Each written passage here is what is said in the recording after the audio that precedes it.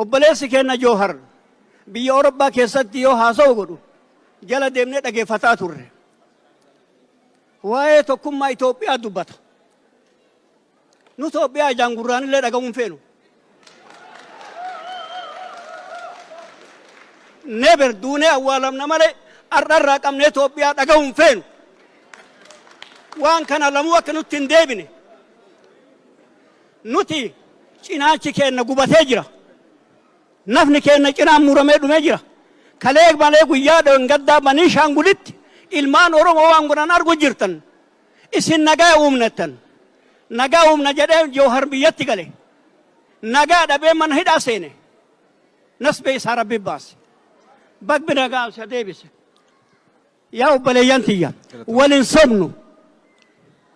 Waliin sobnu. Haji Khalid daqiiqaan keenya dhumaa jira. Bilis xiqqoo mana eegal billa alaykum. Sakandii tokko isin kan.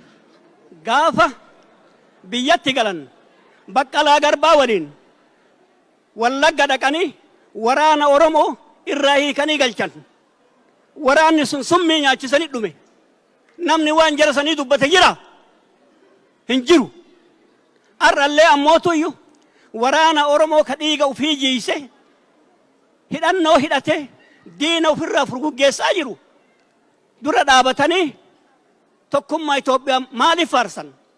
Galatooma. Haraama alayka. Wallaahi billaahi tallaahi. Wallaahi billaahi tallaahi wa rabbal kaaba. Itoophiyaa nutti hin faarsinaa. Galatooma.